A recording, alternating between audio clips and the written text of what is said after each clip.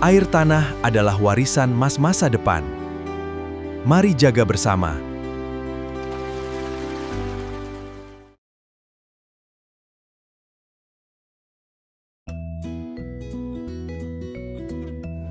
Selamat siang, salam sejahtera bagi kita semua.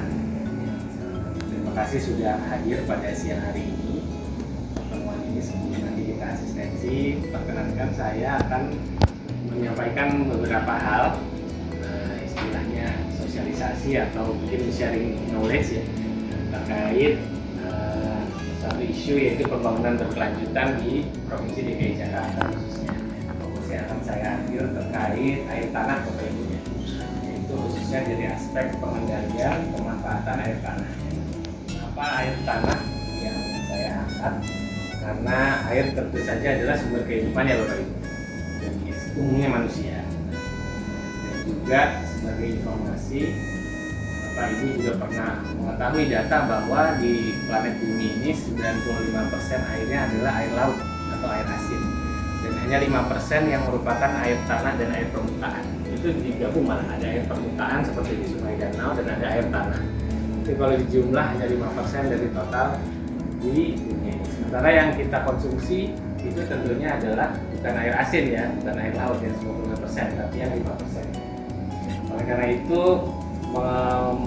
menjadi krusial, menjadi penting bagi kita sama-sama untuk melestarikan 5% itu bisa kita gunakan, kita konsumsi, bahkan bukan hanya kita tapi oleh dari generasi ke generasi. Dari sekarang kita minum, nanti mungkin anak cucu kita juga tentunya perlu mengkonsumsi air yang mana itu tidak lain adalah perputaran dari yang 5% itu ya, air tanah atau air permukaan di planet bumi. Khususnya kita bicara secara fokus berarti di Jakarta, Provinsi DKI Jakarta, khususnya di Jakarta. Oke. Kemudian ini ada visualisasi Bapak Ibu, ada 4 gambar ya, 1, 2, 3, 4. Untuk gambar ini mau menunjukkan air permukaan.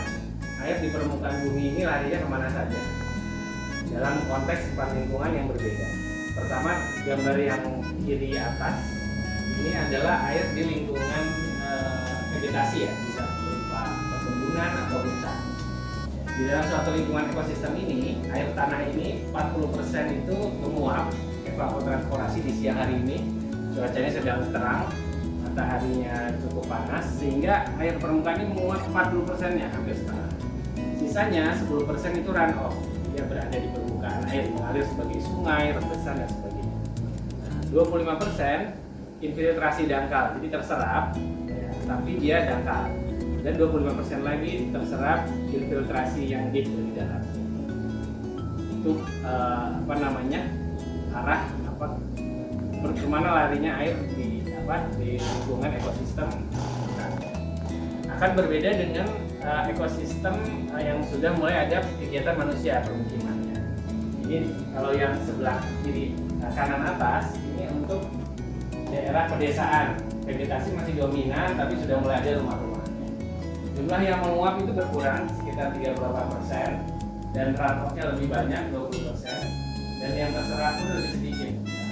Infiltrasi dangkalnya hanya 21% dan infiltrasi dalamnya juga 21%. Karena lingkungan itu akan bergerak ke arah dataran tinggi. Akan bergerak ke dataran tinggi, kemudian di dataran tinggi sana akan terjadi presipitasi atau hujan. Karena jenuh di sana di dataran tinggi akan terjadi curah hujan. Nah, itu adalah tadi pergeseran dari laut kemudian menjadi awan dan turun curah hujan di dataran tinggi. Di dataran tinggi air hujan itu akan, ini asumsinya dataran tingginya masih asri ya Bapak Ibu, pepohonan, hutan-hutan gitu ya. Kalau di lingkungan kita mungkin terdekat di daerah hutan-hutan di Bogor sana ya, daerah dataran tinggi. Nah, itu air hujannya meresap ke dalam tanah, kemudian tadi masuk ke lapisan-lapisan tanah. Di dalam lapisan tanah itu juga ada pergerakan tadi ya, dari dataran tinggi air itu dalam lapisan akuifer akan bergerak ke dataran rendah, dan nanti ada bertemunya di sungai atau danau atau laut juga.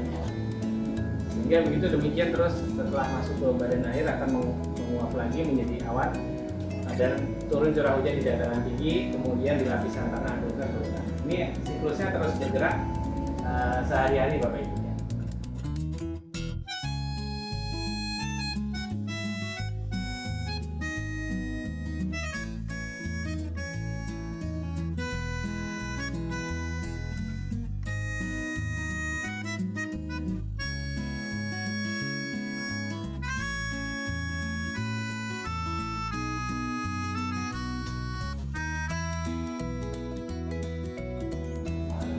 Kalau dari saya pribadi mungkin justru lebih memerlukan bahan tersebut terkait dengan kita sampaikan kepada waktu masyarakat daerah.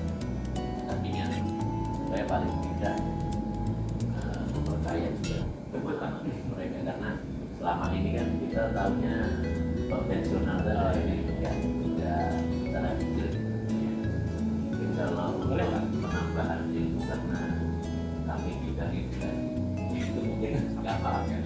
Karena dengan motor ini mereka memang beberapa hujan dan kedua dari sudah masuk di tanah, nah, jadi mungkin tinggal hujan aja yang sebentar dengan kebanyakan kita itu sangat untuk kawasan kalau satu kepala ini membutuhkan 100 liter per hari, 80% harus menyerap ke tanah, jadi kan